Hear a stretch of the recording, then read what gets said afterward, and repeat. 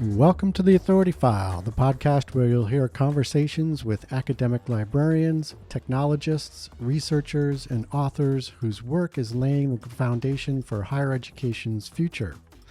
I'm Bill Mickey, your host and the editorial director at Choice. If you're new to the Authority File, you can listen to and find previous episodes on all of the major podcast platforms, including Apple Podcasts, Google Play, Stitcher, and on our website, choice360.org. My guest is Dr. Bob Brinkman, Dean of the College of Liberal Arts and Sciences at Northern Illinois University. He is also a professor of Earth, Atmosphere, and Environment and an author, advocate, and researcher on issues of sustainability. He's appeared in a variety of media outlets, including CBS News and CNN, and his blog, On the Brink, is one of the most popular sustainability blogs on the internet. His most recent book, Practical Sustainability, A Guide to a More Sustainable Life, published by Springer Nature, is out now. In this four-part series, which is provided with support from Springer Nature, Bob and I take a massive issue, sustainability, and break it down so we can examine it in a context that includes collective and individual responsibilities, research approaches, and how libraries can support sustainability research and goals. In this second episode, we discuss his book and how he managed to take a global issue like sustainability and break it down into a tome of actionable advice and information for the general reader.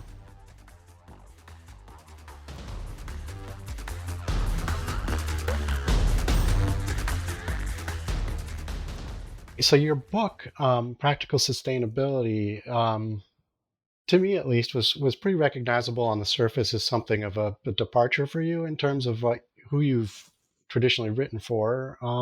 Talk about that. How is this book different for you? Yeah, I've been a university professor for a few decades now, and I can tell you that it took me a decade or two to realize that all of this great research that I was doing on pollution or on community-based sustainability efforts, all of that was great. But if I published it in the traditional academic literature, it really wasn't reaching a big audience and Right. wasn't as transformative as I wanted it to be. And I realized if I wanted to make a bigger difference. I mean, I write a lot informally on my blog, which is called On the Brink. But if I wanted to have a bigger difference with something that was a more substantial piece of work, I should really gear it more to the everyday person, to people who might be interested in guidance for how to make a difference.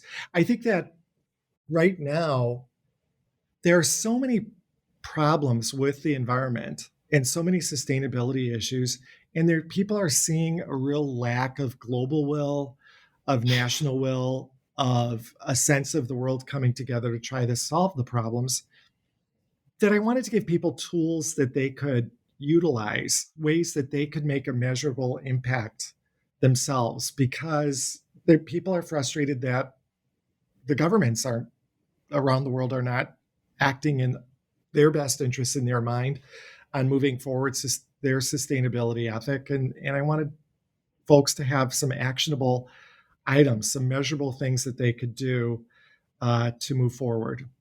Yeah. And I think you've also mentioned that this is kind of the key to making, broader sustainability goals successful is that at the individual level, that actually needs to happen in order for there to be a large enough kind of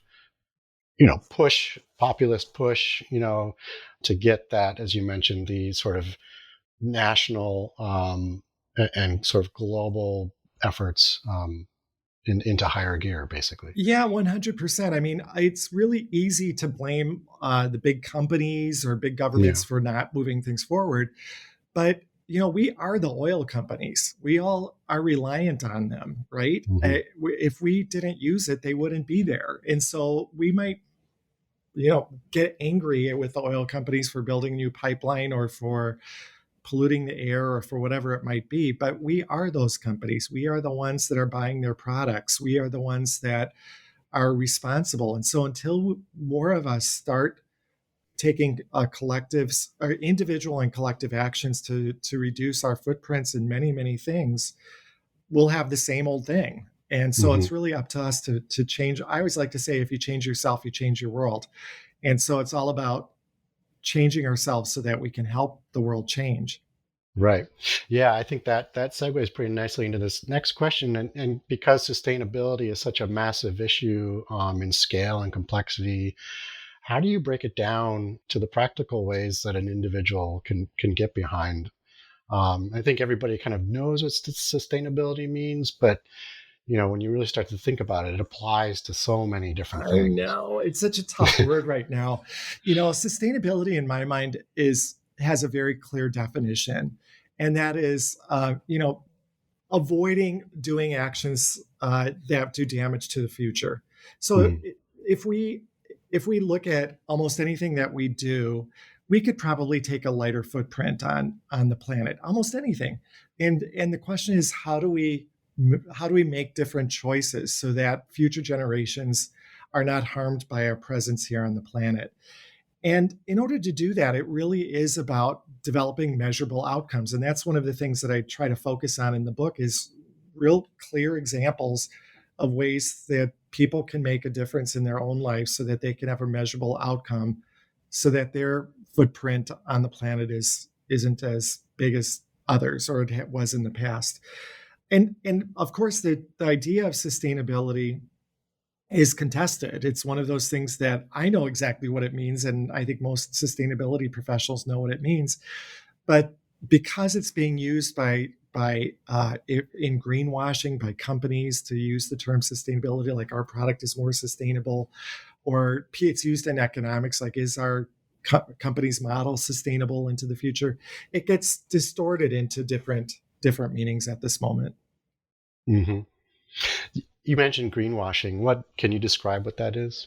Yeah, greenwashing is when an organization uses environmental imagery or language to promote their goals, and it may or may not be true. And Mm. with greenwashing, it typically is not true. We've all seen those auto commercials or the gas company, oil company commercials that shows this beautiful, natural, pristine location, but we all know what's behind the oil industry. We all know what's behind the automobile industry. It's not Hmm. pretty. It's Hmm. not that beautiful natural scene that they're showing you on the commercial. That's distinctly greenwashing. Right. Okay. Likewise, metamodernism comes up in your book. Can you tell us what that is and why sustainability is a key discipline within that? Yeah, it's such an interesting field right now to talk about this idea of metamodernism. It's the idea of, yeah, everybody knows what modernism is, right? Hmm. Emerged out of the Enlightenment, so it's the rational world that we live in is what modernism is about in philosophical thought. And postmodernism was a reaction to that basically called into question the truths behind this rational thought. Like, what are the power structures behind science? And if we look I mean, probably the best example of this is to look at how we talked about race in the past is as a construction Right. that was not based on reality, but it was part of modernist thought for some time. So postmodernism tends to poke holes in what is modern. And then metamodernism is something where you kind of accept that both of these things are true, that there is a rationality to the world and to things around us, but it's also true that you can poke holes at at things. So I think for most people get this when of a certain age. If you look at the career of Madonna, who is Madonna really? I mean, is it which album was Madonna? I mean, there is the Madonna as a real person, but she was always recreating herself into a new thing. Is there any truth in who she was at any time? There is truth to Madonna, but there's also an untruth or an unreality to who she was. And you could see this in like the Warhol Marilyn picture or the Mao picture, or if you go more into more recent artistic creativity, the video, This Is America by Childish Gambino, Yeah. which shows, an optimistic America with the reality of America, the school shootings and various other things that go on. And I always say that metamodernism, that sustainability is the first metamodern discipline because it provides an optimistic view of the future. A lot of people who work in sustainability have to be optimistic, but there are things about what we see in sustainability that are distinctly metamodern. I mean, I think the best example of this is plastic recycling, Mm-hmm. where we have this giant infrastructure around plastic recycling in this country. But we know that the vast majority of plastic that we collect gets shipped overseas. The vast majority of the plastic that gets shipped overseas gets redirected outside of the recycling waste stream and enters that country's waste stream. So, do we stop plastic recycling? No, we Mm-hmm. don't. But is it a problem? Yes, it's a problem. Thus, it's metamodern, right? It's both real and it's not real. It's both good and bad, and we feel good about moving it forward. I mean, we see this in so many ways in our culture right now, this idea of multiple ways of viewing things that are not, I mean, look at how we approach COVID. We approach COVID, was it a hoax? Was it real? We had the same administration say it was a hoax as their administration was also doing all this great public health work on it. So that is distinctly metamodern. Yeah, got it. So your book effectively describes international efforts, governmental efforts, local initiatives and policy, on down to the efforts of for and nonprofit organizations. Can you help us understand that breakdown? What has been done so far, and how are these different levels relating to each other, sort of in the broader push to achieve sustainability goals? Yeah, what's so interesting is, let me talk about the global effort first of all. Perhaps the best example that's out there of what's happening at the global scale are the Sustainable Development Goals, which emerged out of the United Nations Millennium Development Goals that came about at the Millennium. And the Sustainable Development Goals established a way for us to provide measurable outcomes in a matter of several years on a number of factors related to things like energy or education, water quality, ecosystem health, and on and on and on. And those types of goals filter down to different levels. I mean, there are a lot of nations working on them. There are a lot of states or cities working on them, corporations, local governments, all the rest. But that's an example of a global goal that can be pushed down. When you look at the national level, though, most countries have some sort of sustainability plan. Of course, the United States does not have a comprehensive sustainability plan, even though many other countries do. And so in the United States, what happens is that because of the kind of country we are, most states in the US have some type of sustainability plan, and most large cities have sustainability plans. And that's why cities have been leading the way in this country in this space for a long time. And then what's fascinating is when you get into looking at the private sector, most Fortune 500 companies have sustainability plans. They often have targets for reducing greenhouse gases or improving things like equity or economic growth in certain sectors.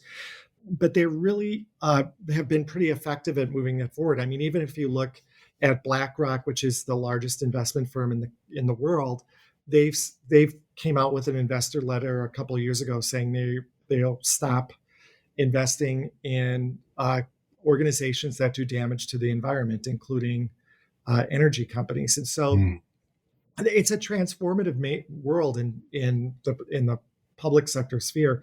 And of course, there are a lot of nonprofits working in this space as well, whether they're an organization that is directly involved in sustainability or whether they're a nonprofit that is trying to embrace sustainability goals and what they can do to make a difference. I think it's one of those things that you see this all across the board. Yep. Yeah, excellent. Often it's hard for folks to understand sustainability issues because different segments of society are impacted in different ways. As you mentioned in your book, seeing an impact at the community level is one thing, but understanding the global cumulative effect can be heartbreaking, as you say.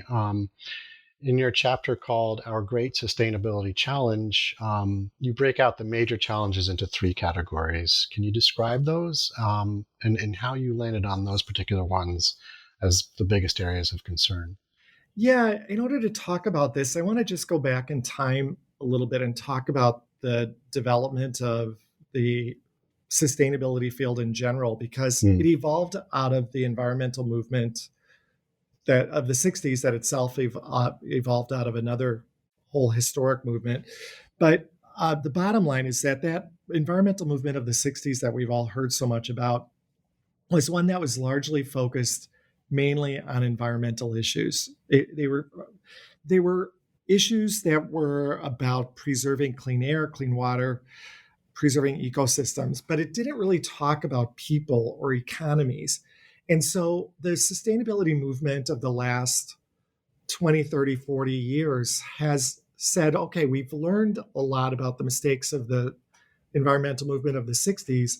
Our great sustainability challenges really do fall up within three pillars. And one of those still is the environment. Obviously, we have significant issues with ecosystems. We've lost a number of species over the last decade. We continue to lose species at an elevated rate. We still have pollution problems, all of that. But that one is not going away.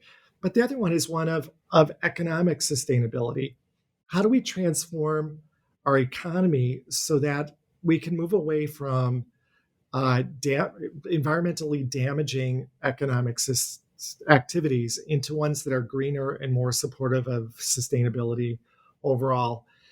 And then the third challenge is really around social equity, uh, social equity and environmental justice.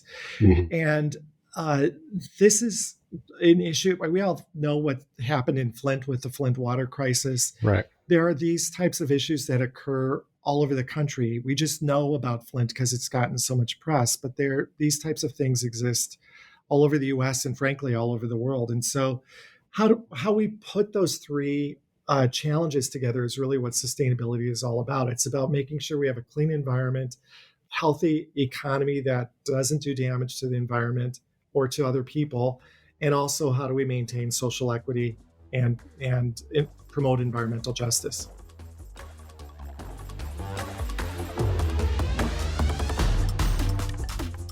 You just heard from Dr. Bob Brinkman, Dean of the College of Liberal Arts and Sciences at Northern Illinois University. He is also a professor of Earth, Atmosphere, and Environment and an author, advocate, and researcher on issues of sustainability. His most recent book, Practical Sustainability, A Guide to a More Sustainable Life, published by Springer Nature, is out now. This 4-part series is brought to you with support from Springer Nature. Join us next week when Bob and I look at the ways an individual really can make a difference. We'll also examine how environmental justice and racism fit into the broader sustainability goals. I feel like a whole generation has just basically sat down, and I don't want to point fingers at what generation this is, but there generations have not really stood up to corruption. They've not stood up to their own personal ethics around the environment or even just how we treat other people. But we're seeing a change with this new generation. They're calling it out. They're saying, look, this is the truth of what is happening in Washington or Paris or Brussels or wherever it might be. These are the differences that I am personally going to make in my life, but I also want to show you what is happening in my country or what is happening in my community around this. And here are the people who are involved in this activity that is harming all of us. As always, sponsorship and advertising for the Authority File podcast are handled by Choice's advertising manager, Pam Marino, and all of our episodes are produced and edited by Choice's digital media producer, Sabrina Kofer. That's all for this week. Thanks for joining us.